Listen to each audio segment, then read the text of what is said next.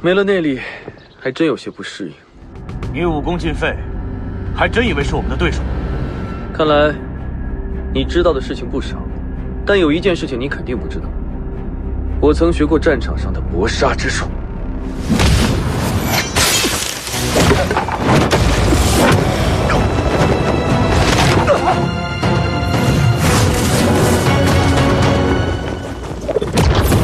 被人保护的感觉，好像还真不错。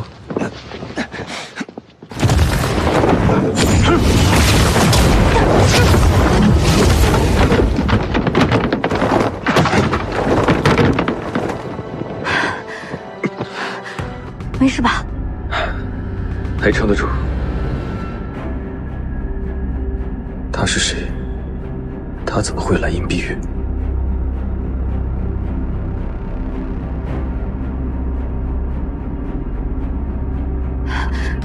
有人来了，快走！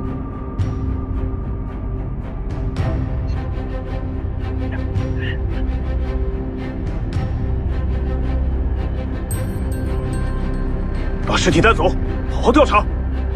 明日便是公主选亲之日，不可有乱。是。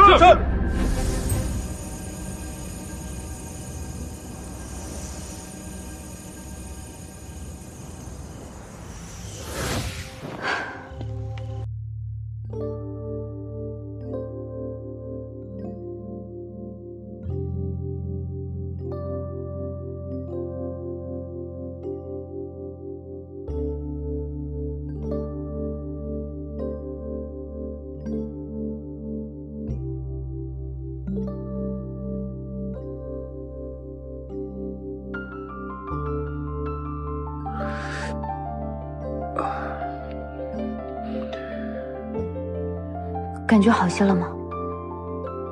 好多了。今日若不是你及时赶到，我恐怕就要命丧于此了。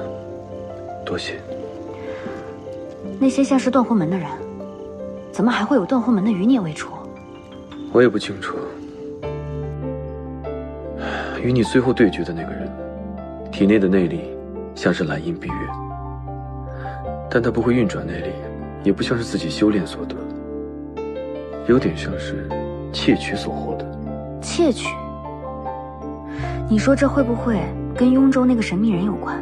借着七无受伤一事，将我们二人的内力存于自己的体内。很有可能，这个人和断魂门的人一起出现，这里面自有蹊跷。这件事情的背后一定藏着更大的阴谋。我怀疑这件事情和茕茕巨虚有关。断魂门，蓝银碧月，茕茕巨虚。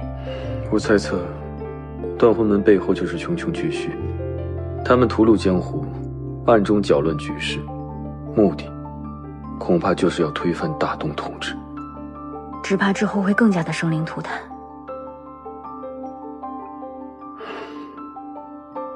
风女侠，不如我们试试改变这一切如何？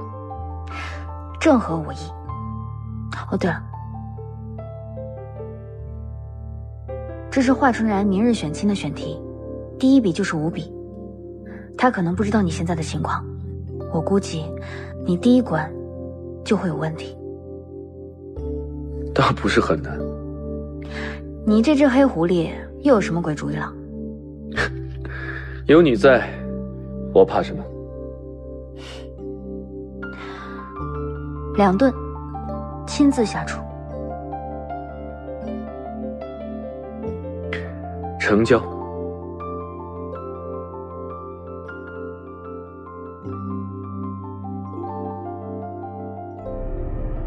自纯然公主选亲之期确定，天下青年才俊齐聚幽州。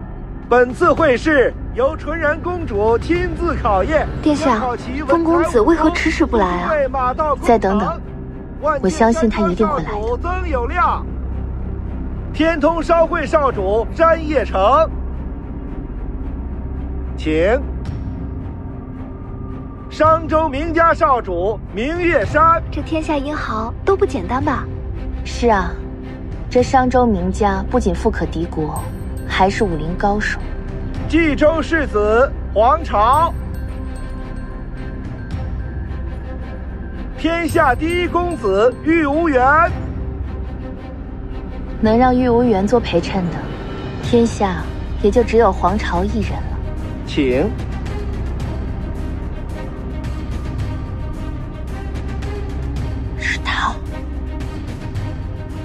他竟是黄巢，这黄世子很厉害吗？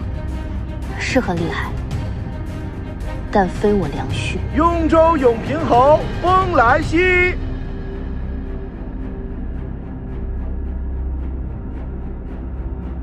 雍州永平侯风来兮，雍州永平侯风兰溪到。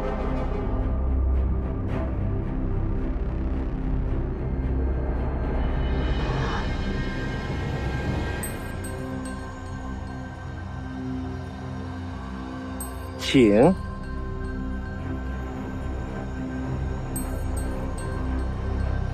风兰溪，黑风溪，我要去见父王。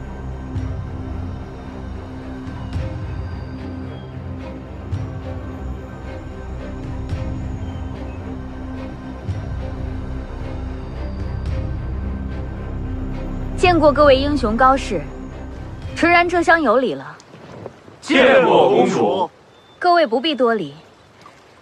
今日有幸见到各位高士，因此纯然在此弹奏一曲，以表诚意。还请各位不吝点拨。即便选不上驸马，能亲耳聆听公主琴声，也算是不虚此行啊。说的极是，只是不知公主要为我等弹奏何曲？此亭名为采莲亭，今日纯然就为大家弹奏一首《水莲吟》。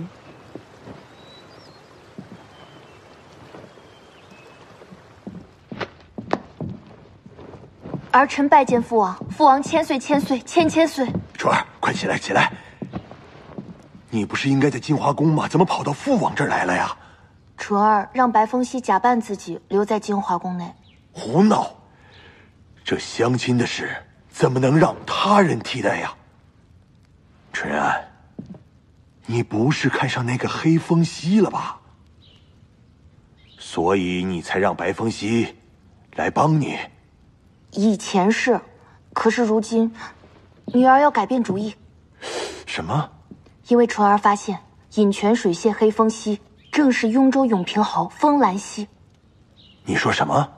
今日各位公子入殿之时，女儿在旁看着，一直没有听到饮泉水榭黑风夕的名号，直到风兰溪出现，女儿发现他们竟是同一人。你没有认错？这几日他们一直在宫中，女儿绝不会认错。这风兰溪就是黑风溪，无非就有两种可能。第一，果真如此，风兰溪以饮泉水榭黑风溪的名号闯荡江湖，隐藏自己的身份。第二，那就是风兰溪和这个白风溪关系很好，利用白风溪掩护黑风溪可以接近于你，就如同你让白风溪假扮你一样。无论是哪种可能，此人心计之深，能力之强，恐怕远超黄巢世子。这风兰溪心机之重，恐怕不是为选亲而来。他的目的是我幽州啊！女儿求父王，明日殿试以苍茫残局为题。苍茫残局，真要如此吗？这世间恐怕只有苍茫残局可以难住他了。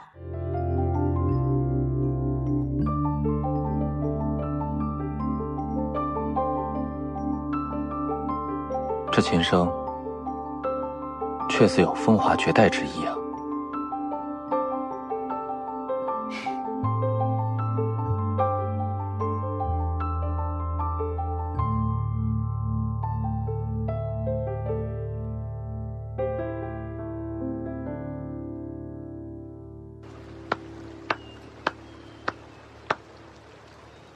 好曲，此曲清新脱俗，不墨守成规，意境不凡。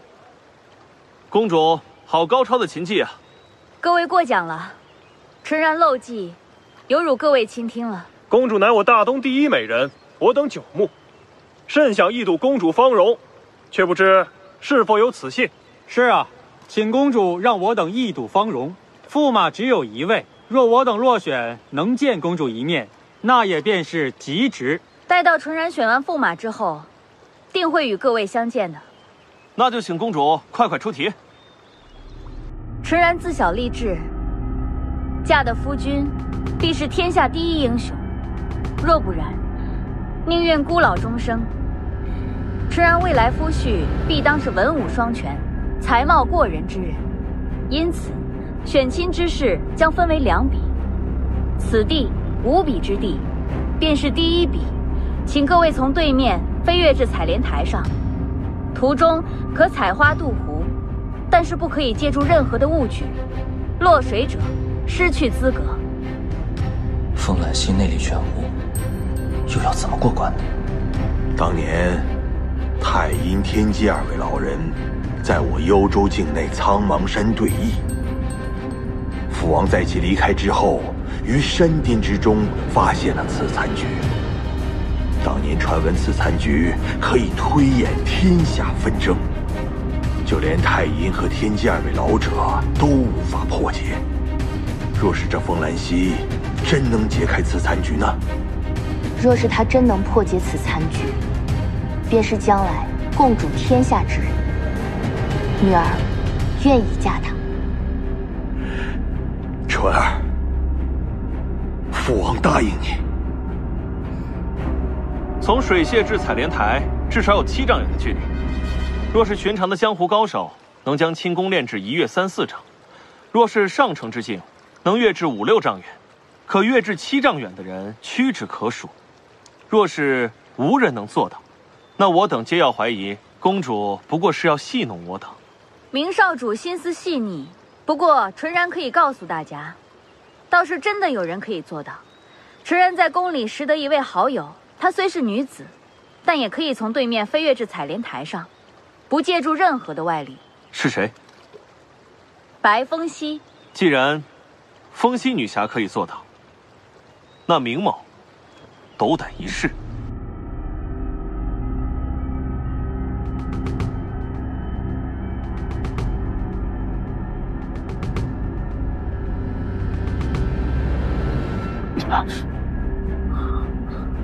没想到这纯然公主武功竟然这么高。多谢公主出手相助，月山在此谢过。你虽到达了采莲台上，不过借助了旁人之力，此关并未通过。月山惭愧，就此告辞。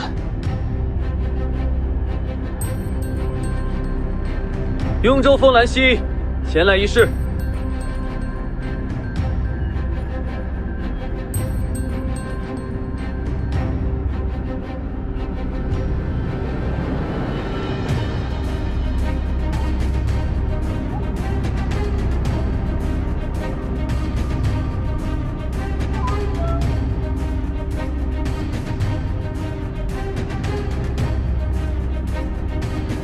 原来如此，这天下女子之中，武功这么高，还有这个胆量假扮公主的，也只有她了吧？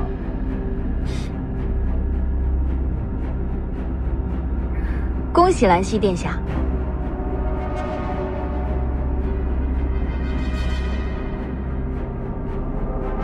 本世子也前来一试。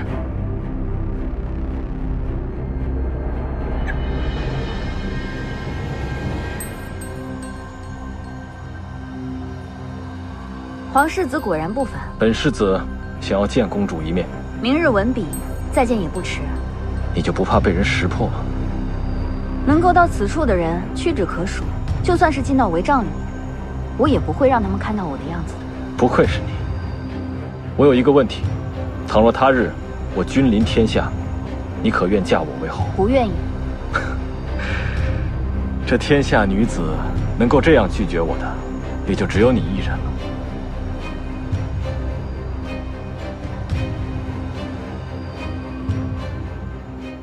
报！启禀大王，今日采莲台舞比已经结束，这是过将名单。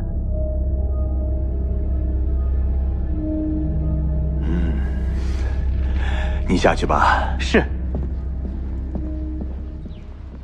晨儿，不出所料，这风兰溪和黄巢全在名单当中。这份名单你怎么看啊？除了黄巢和风兰溪，其他人皆是平平。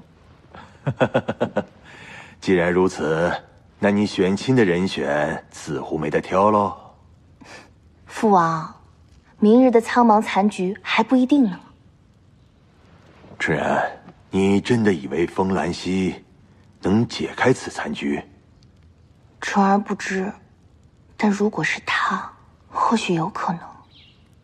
父王，你也知道，若他真能解开，那女儿必有机会戴上凤冠。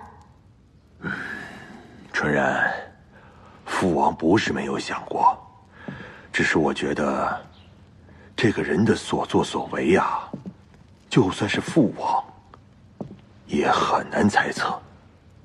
这样的人太可怕了。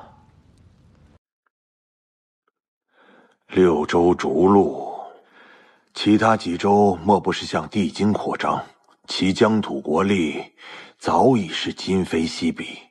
独我幽州一直夹于青州、冀州之间，这么些年来，州土未有寸进。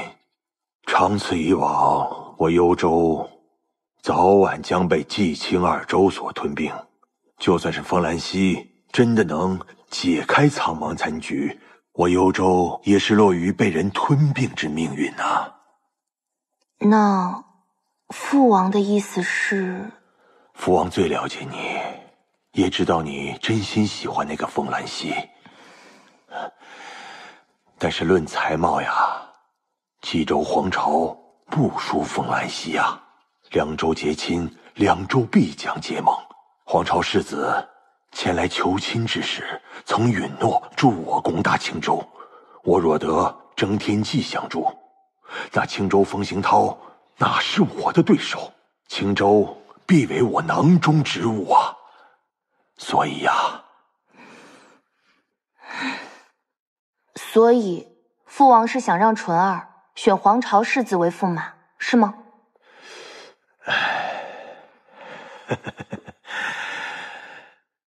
纯儿，是啊，黄巢世子虽有称霸天下的雄心，但他所用的王道之术，还可给我幽州留一线生机。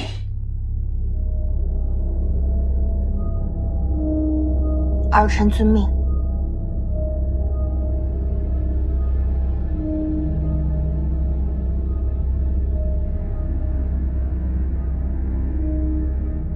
凤溪，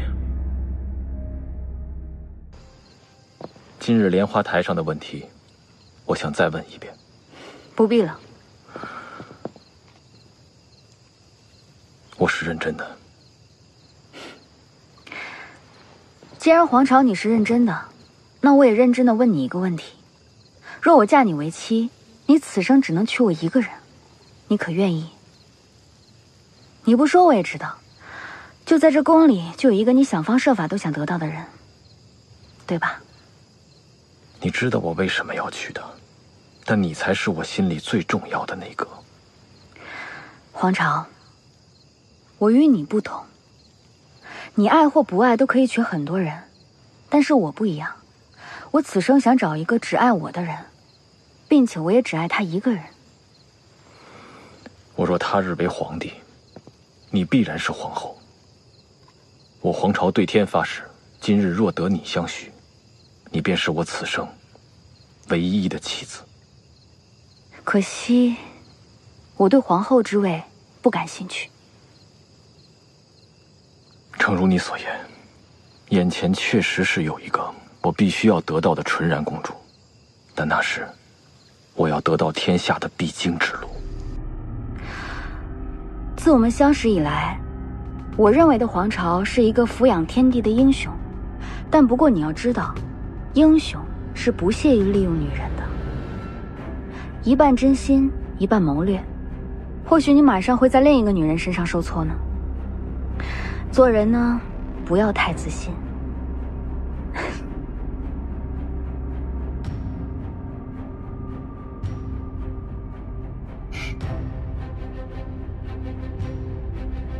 玉公子也是来看热闹的吧？有什么热闹可看的？这一切不都是注定好的？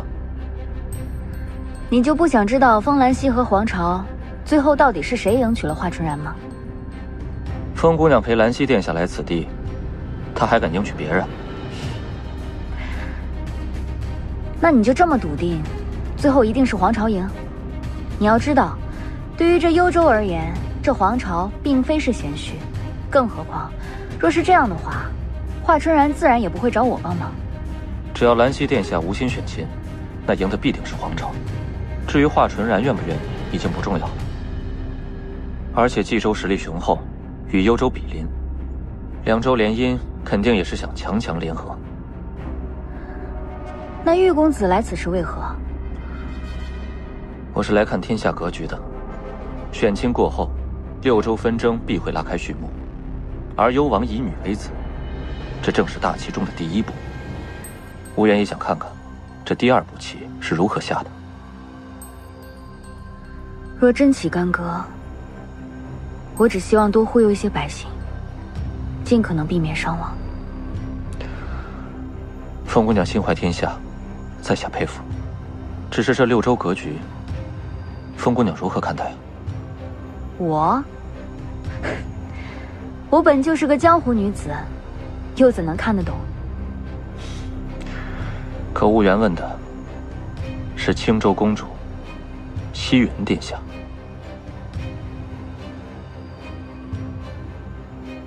你怎么知道？永平侯去了一趟梁城，便和血月世子握手言和了。想必这其中必有变数，而这变数就只能是风姑娘了。不愧是天下第一玉公子，这世间的事没有你不知道的吧？风姑娘过奖了。仔细想想，倒也不难看出啊。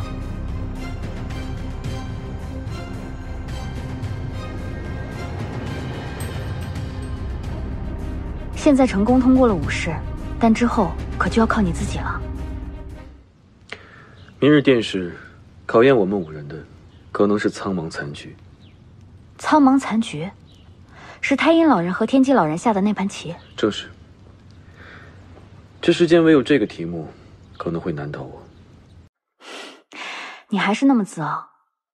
不过我听闻太阴老人和天机老人下的那盘棋，留有对天下命数的推断，其中纷繁复杂，变幻多端。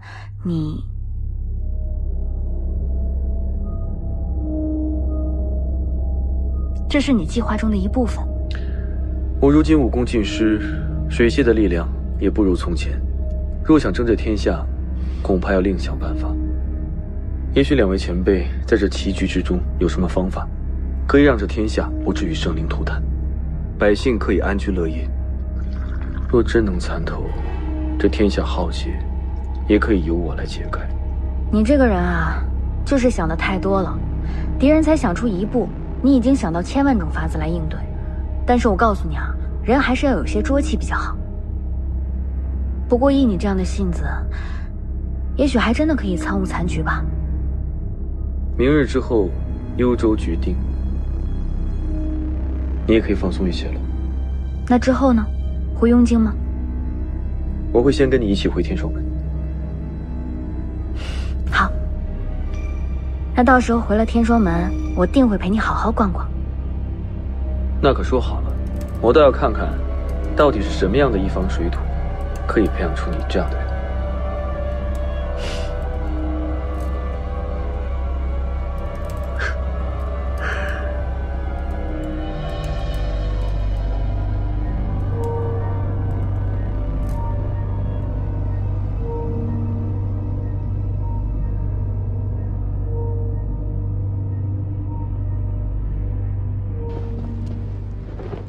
拜见大王。大王千岁千岁千千岁。诸位免礼，请坐。谢大王。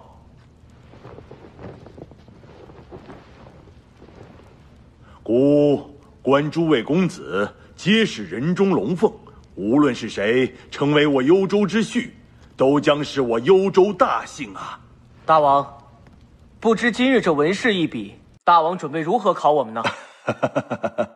孤第一个问题，在如今天下之中，诸位公子认为什么是最重要的？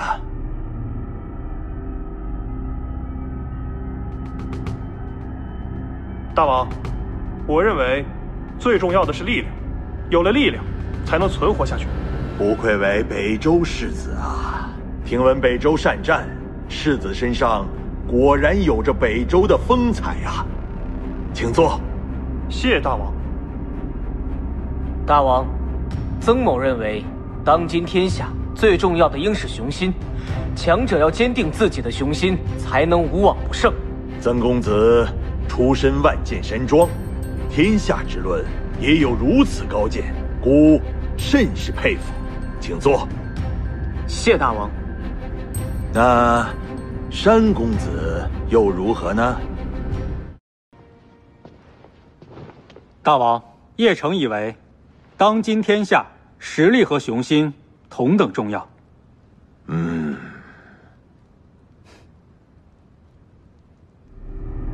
晚了。理由二位公子已经替我说过了。天成商会乃是天下第一商行，不难看出山公子倒是常常左右逢源呐。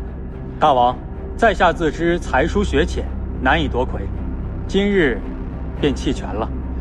诸位公子可要记得在下的让贤之恩，日后若有生意能想起在下，便知足了。在下告辞。山公子的目的还是这么明确。黄世子，你又如何看待呢？在下认为，如今六州最重格局，以城为先者，存亡关乎城池；以州为先者，可感风起云涌；而以天下为先者，可利万民，尊天下。行必有君临天下之风，言必有一诺千金之重。黄世子果然厉害，请坐。那风公子呢？以西看来，天下最终乃是气运二字。气运？难道风公子是说，这一切都是上天的安排吗？国之气，关乎民生民意，关乎帝王之术，百官万民皆在这二字之中。当今天下，无论一人、一城、一州，还是一国，最重要的便是以民为气，以帝王之术运之。所谓气运。那风公子眼里的气运，又是如何？为万世开太平。为万世开太平，风公子，这天下倒有意思了。不知大王觉得我们回答的如何？诸位公子都是天之骄子，日后这天下之事，自然与各位息息相关。孤的这道考题，也正是与这天下有关。诸位，跟我来。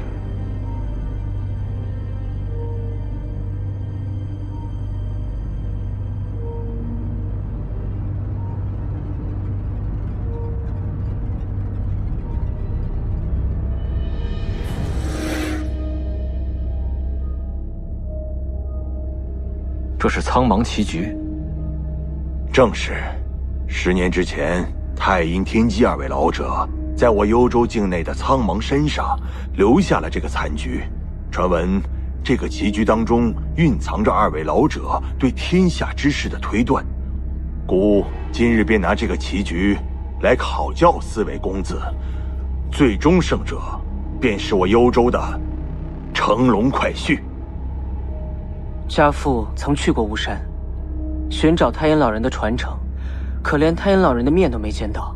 而我远远不及家父，又怎么敢与兰溪、黄巢二位公子相争呢？本以为今日这文笔之事会是写文或是作诗，没想到竟是棋局。若是诗词歌赋，在下不惧。可是，大王，看来在下与公主殿下无缘了，我弃权。大王，我也弃权。二位公子，请便。黄巢世子、兰溪公子，你们有没有信心将这残局下完？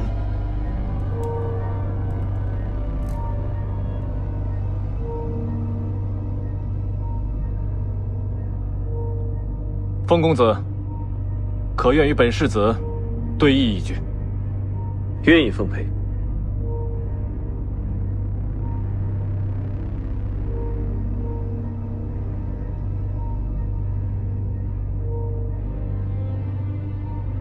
风公子，猜棋。如今皇世子位高权重，在下不过是一小小侯爵，天下局势你已占先，当然是你先行。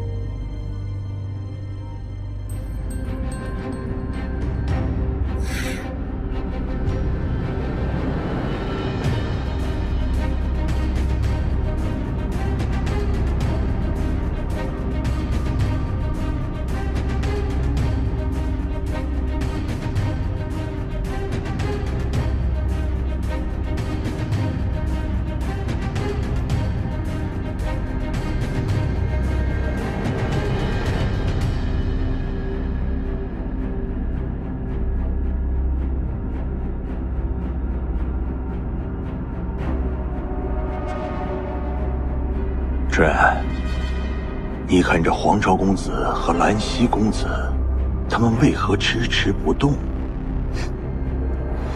回禀父王，纯然认为智者长思，愚者短虑，在二人脑海之中，只怕对弈不下100局了。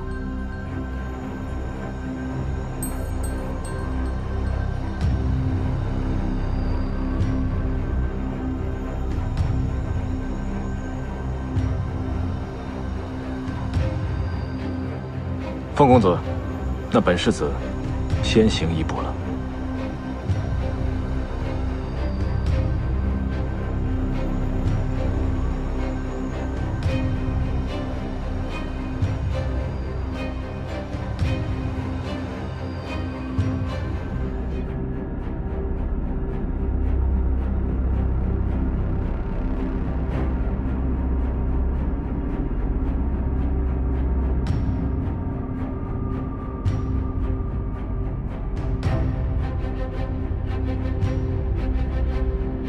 风兰溪果然不容小觑，他竟然能识破我的试探，没有中计。黄巢果然是惊世之才，不仅有行于大道的阳谋，也有诡异难辨的阴谋。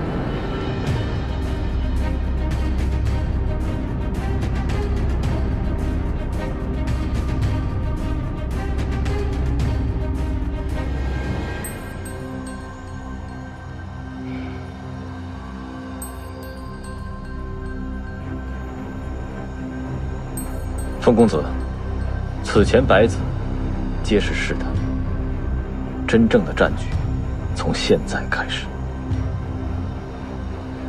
你进攻如此凌厉，一往无前，难道这就是你的帝王之道吗？我以这天下为盘，众生为子，与你下一盘生死之棋。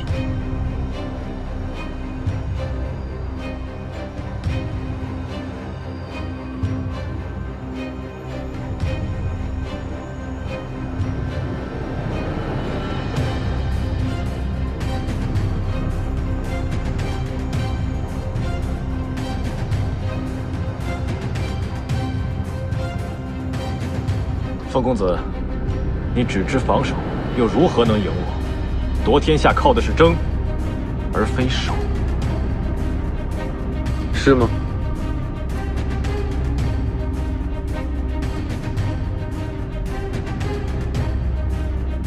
你真的以为这样就能翻盘了？未到尽时，胜负不敢轻言。那这一步，就看我如何斩龙。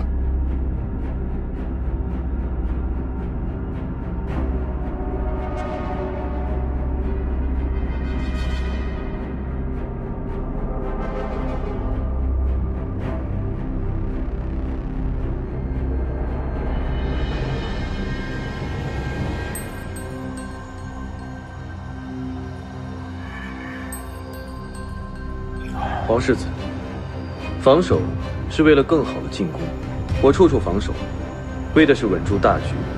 你斩龙失败，先机和锐气皆失，又如何能够赢呢？你争天下，靠一往无前的锐气；我争天下，靠的是用好每一个人。那些看似无关紧要、被你弃用的弃子，在关键时刻，甚至可以改变局势。今日与君对弈，倒是让皇朝明了许多。这局棋，不论谁胜谁负，封公子今日之所教，也让黄某在今后天下之争中多了几分胜算。棋盘终究是棋子的棋盘，天下终究是百姓的天下。这便是太阴和天机两位前辈的用心。黄世子若能明白这个道理，你我谁君临天下，百姓都不会受苦。黄某受教了，不过黄某还想跟殿下下完这盘棋。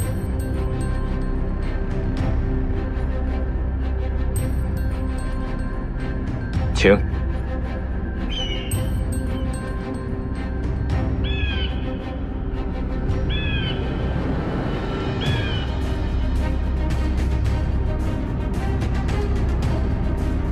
这一局，风兰溪输了。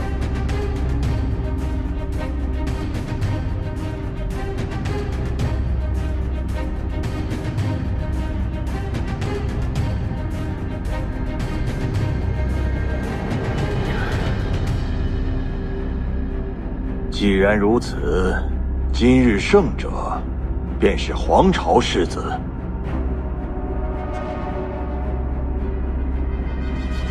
谢幽王。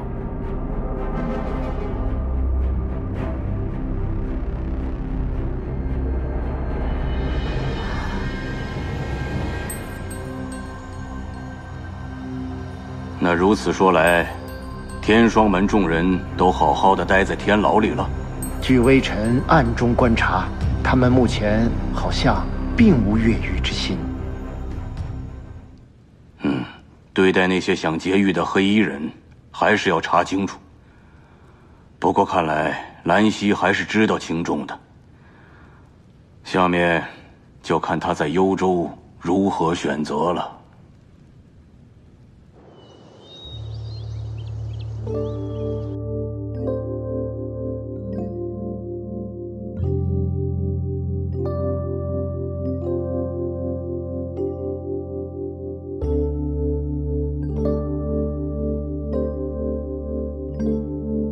结束了。结束了。那师父他们，相信父王得知今日的消息，就会放了白前辈他们。到时，钟离也会护送他们回到天霜门。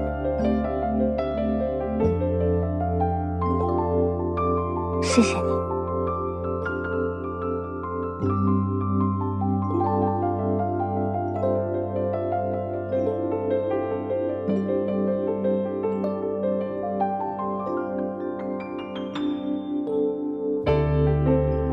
有些话，我想了很久很久，一直没有说出口。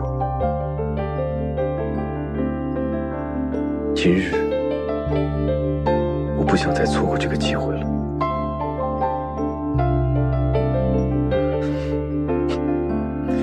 上元节那天没说完的话，我终于可以告诉你了。这一次，就算天崩地裂，也休想打断我。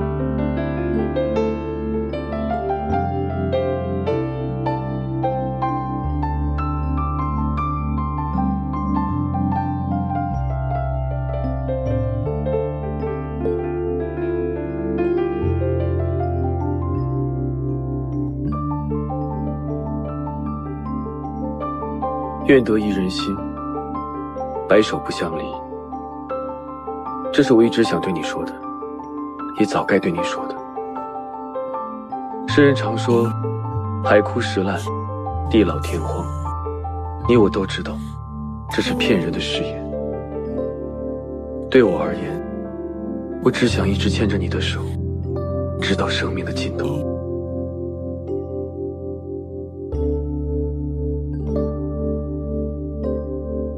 甜蜜的话都被你给说完了，你难道就没有准备一点话本里说的定情信物？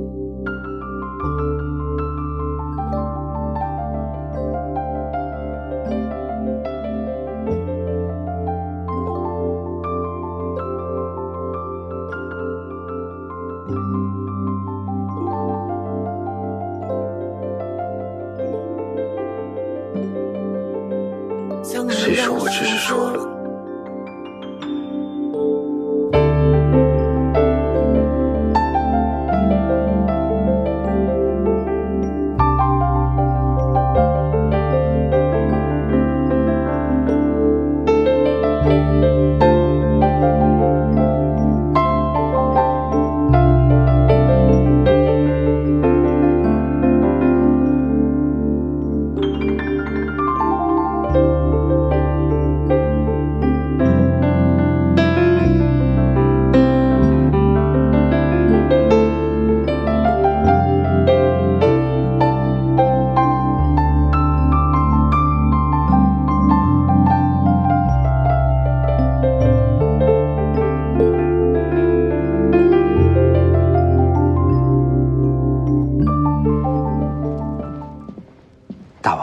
这是幽州的来信，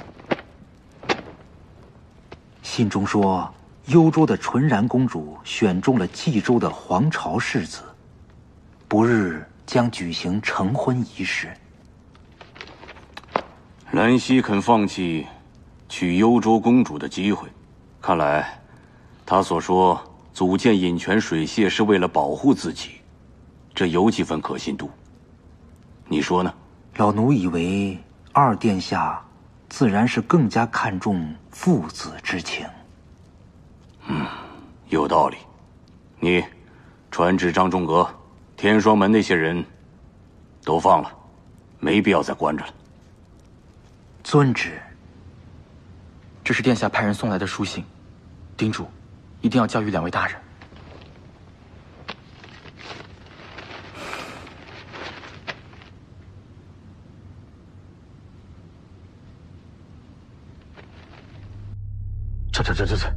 这下这是在胡闹啊！这是。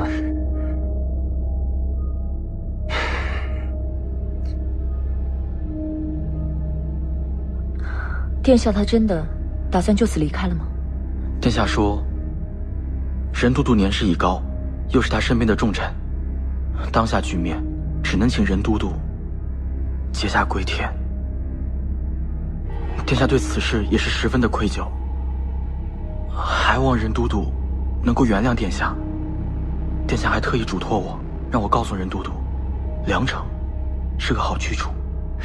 但是殿下没有迎娶华春然，无法以幽州为依托，与大王抗衡。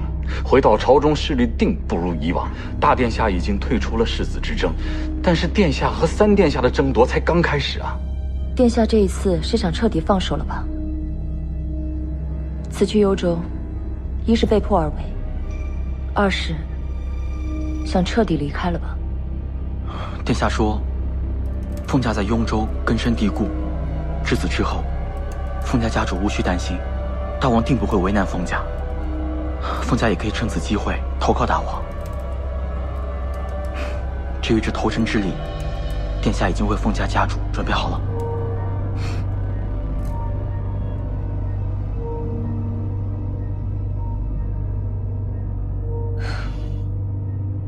得到这本册子，便可以控制殿下教育大王的饮泉水榭的部分力量了吧？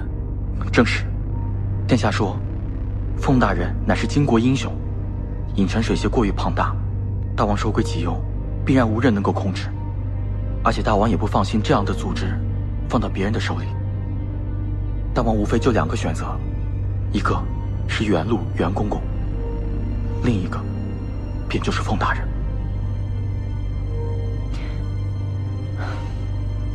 我知道了。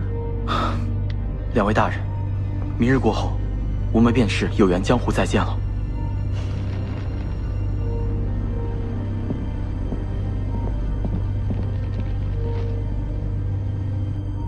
这件事，你居然同意了？这件事，殿下做得对。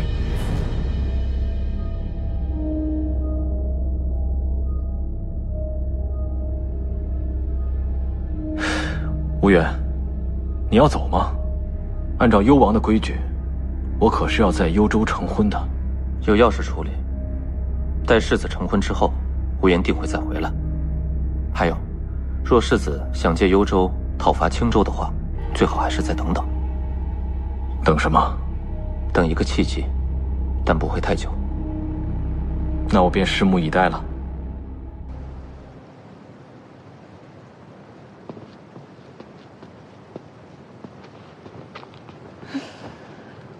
又在等着师姐和风公子呢。风大哥用飞鹰传递消息，说这几天就能到了。你说他们怎么还没到呀？你知道有个成语叫乐不思蜀吗？他们呀，恨不能再慢一点。乐不思蜀，那不是说阿斗的吗？你还小还不懂，师姐闭着眼睛都能走回天双门的。走吧，别在这里等了。不要，我就要在这等他们。哼！普儿、兰华，师姐，来，还是普儿值得心疼师姐啊。我看看，此次用尽之事，多谢风公子相助。天双门也是因我才受此难，我不过是弥补过错而已。白姑娘不必言谢。那我便多谢风公子为民除害。他说谁是害啊？你说呢？尔与周楚皆是。兰华下山回来之后，胆子倒是大了不少啊。一般一般啊。殿下，用尽之事，辛苦你了。仲尼自幼便跟着殿下，这条命都是殿下给的，哪里来的辛苦啊？哦，对了，白掌门已在等着殿下和风姑娘了。走吧。那个普儿，我们先走吧。哦。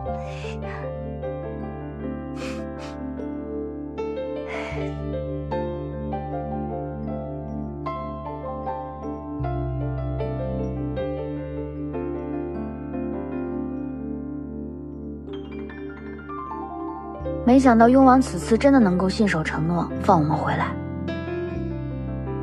不许公主把饮泉水榭交给他，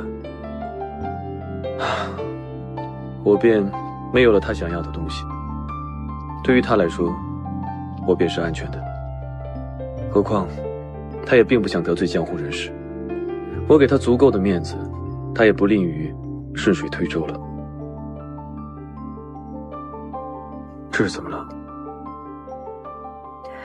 我听古时候，哪吒剔骨还肉给父母，你做的也无异于此。帝王家里要是想要安稳，定是不能互相猜忌的，也是累得很。是累得很，不过这一路能让我遇见你，三生有幸。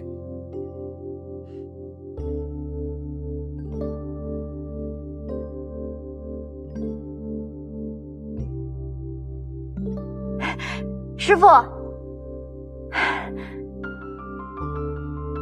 回来啦？一切都好，都好。白了前辈，此次雍京之事，委屈前辈了。风公子不必内疚，在雍京之时，天双门承蒙风公子照顾。哦，水榭的人，我让他们暂时住在门内了。多谢白老前辈。不知风公子之后有什么打算？我自然还是要回雍京的，毕竟是我的家。既然皇朝与华春然成亲，天下征伐已近在眼前，希望风公子在征伐来临之际能够护佑百姓。长辈教导，其自然铭记在心。师傅，你就放心吧。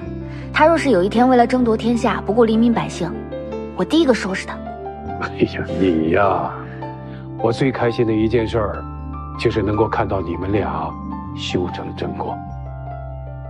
风公子，希望你照顾好我的徒弟。酒肉管够，衣食无忧。舟车劳顿，都去休息吧。是。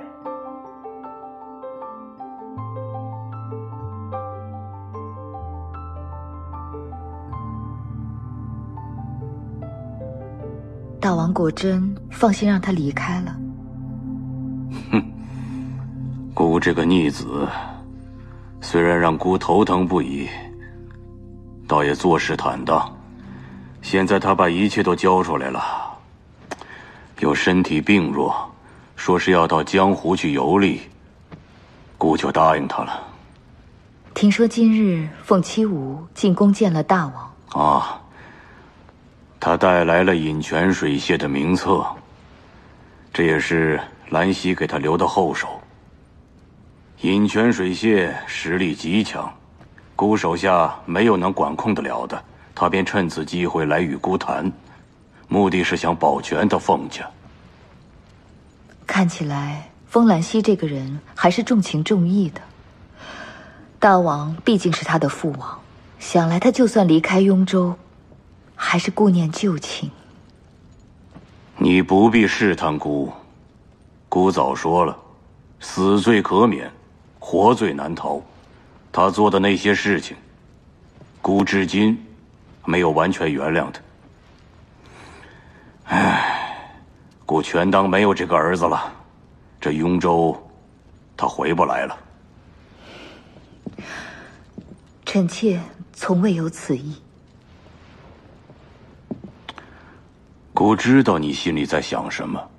封常早已无夺嫡之心，封兰溪又离开了雍州，那姑的世子之位似乎就只有封举一人了，是吧？可是这件事情上，封举就干净吗？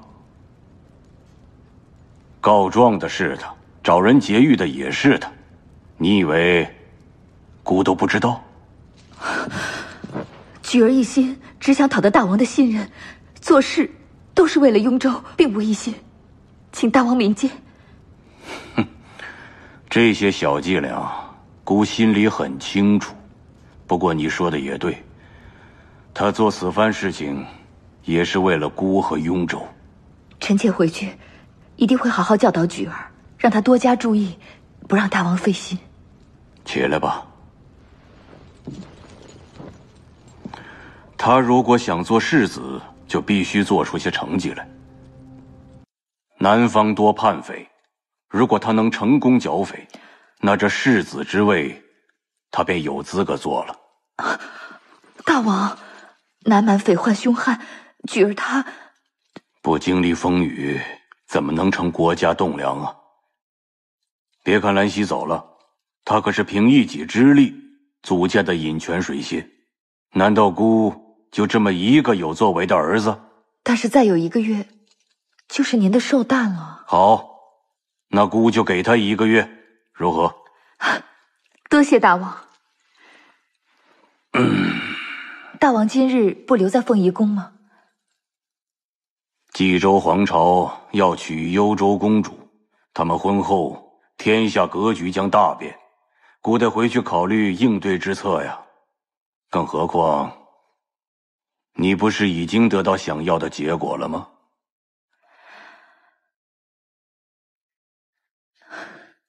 臣妾恭送大王。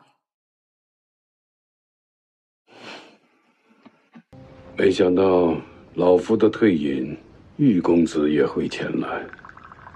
无缘正好有事路过此地，前来拜会前辈。来得早，不如来得巧。是啊，无缘定是跟前辈有缘的。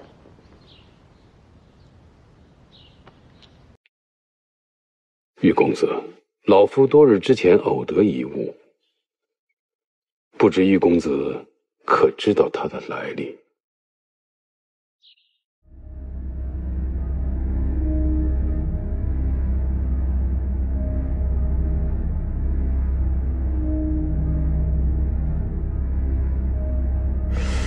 如果无缘没有记错的话，应该是出生之时爹爹赠予的，只是后来丢了。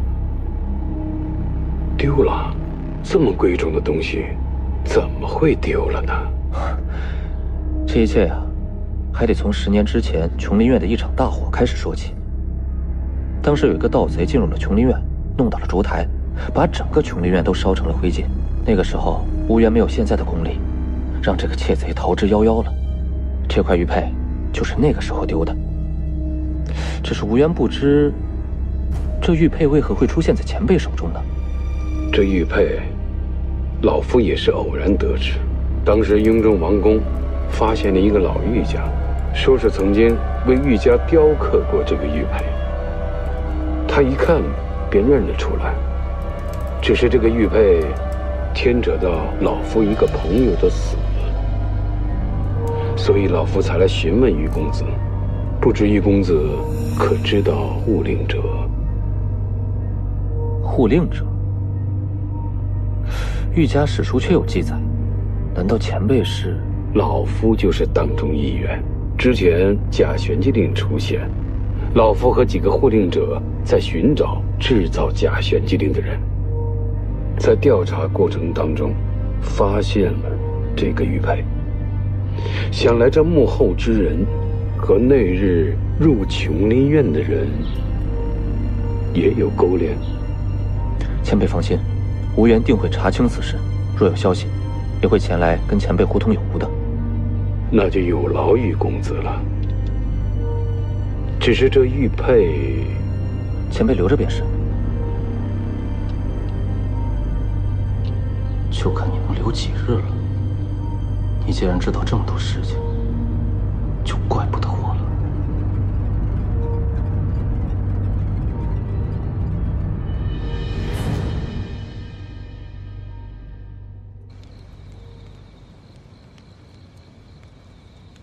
师傅，何事这么叹气啊？在门口都已经听见了。坐。这几日跟风公子相处的如何？自然是甚好。师父找我来就是问我这个。师父找你来，是有件事要跟你商量一下。过了明日，师父就要退隐山林了。这天下，终究是你们年轻人的天下。师父想趁着还能走，到处看一看，查一查。查什么？哦，师父说是到处看一看，查一查现在还健在的朋友。论掌门，你是最佳人选。但是你的身份和你现在的情况，恐怕师父很难将你留下。那你觉得接替师父，谁会成为天双门的掌门呢？论天双门掌门，我觉得郎华可以胜任。那丫头，她自己还没长大呢，怎么能管理好一个门派？郎华年纪尚小，性子还没有成熟，但是郎华的武功深得师父真传。再说了，郎华从小就在天双门长大，最了解天双门，自然能够继承天双门的精神。我是担心他能力不足。这有谁一出生就会当掌门了？师父那段时间去雾山，我不也没当好吗？再说了，郎华可不是孤身一人，他身边有九荣陪着他。九荣这个孩子啊，性格温顺，最擅长处理人际关系，门里的弟子都很信服他，有郎华正好互补。要不然就让九荣当副掌门，协助郎华。师父您看可好？也好。哎，倒是你有什么打算？如今纷争不断，你要不要回青州？青州暂时应该还不需要我回去，他在哪儿，我便留在哪儿。也好，你天资聪颖，却不喜欢朝堂。如果他在前，你来辅佐，倒是合适。但是你要知道他的业望，若他登临，只怕……师父，这都是以后的事情，以后的事情就以后再说。只要他一心爱我，治万民，平天下，开太平，我愿意。看来你是想明白了。但是师父还有2句话要嘱咐你：无论遇到什么事情，都要谨慎小心，莫忘世间凶险，不可大意，牢牢记住。我记住了。你叫我一声师父，我一直把你当作自己的女儿。师父希望你能够找到真真正正的幸福。去吧。那师父早些休息。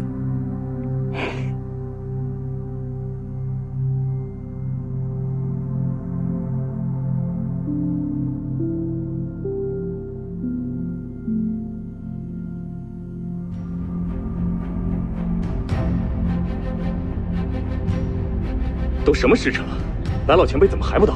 各位英雄莫急，狼花已经去请师父了，稍等片刻。白凤溪，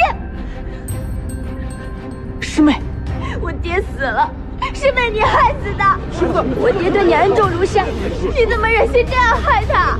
是，不起打说我。师父，昨夜是你最后见的我爹，不是你还能是谁啊？至少啊，白老英雄，还可恶！我就看看师父。师妹，我爹死时双手干枯褶皱，定是你下毒害他。白姑娘，此事有蹊跷，你确认白前辈是中毒身亡吗？难道不是吗？此事复杂，现在无法解释。假以时日，我一定会查清真相，找出凶手。是无法解释，还是没想好说辞？你们2个还没串够好吧？一个下毒，一个开脱，你们2个明明就是一伙的。师妹，这里面一定有误会，师姐她不是这样的人。昨晚你走后，我爹就没出过房门。师父想趁着还能走，到处看一看，查一查。查什么？哦，师父说是到处看一看，查一查。现在还健在的朋友，无论遇到什么事情，都要谨慎小心，不可大意，莫忘世间凶险。你现在怎么不说话了？兰花，我知道你现在的心情，你让我去看一眼师父，回来我再跟你好好商量。你有什么资格去见我爹？他就是为了掌门之位，他不为自己谋划，也得为身边人谋划。黑风息现在就是丧家之犬。我没有想要过掌门之位，更没有为谁而谋划过。白姑娘，我对天双门从无算计，我说话算话，一定会查明真相，给白前辈一个交代。你师姐是被冤枉的。兰花，你要如何才能信我？要是真心配合查案，不如先把他关起来。不过，就看白风息愿不愿意了。都活得不耐烦了吗？父亲，我们走。我要看一眼师父。站住！白老英雄尸骨未寒，事情还没有查清楚，你们就想一走了之？对，我们大家一起把他拿下。谁敢？不能让他跑了！对，我们就找不到凶手了。现在走，证明你们心虚。上，一起上！上！他走了。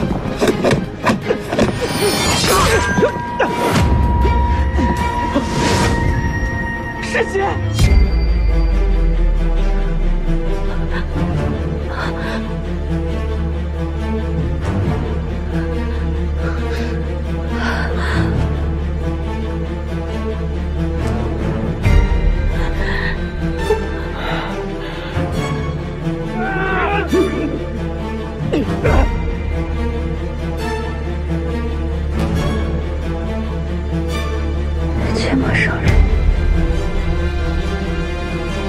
殿下，我们赶紧离开这里。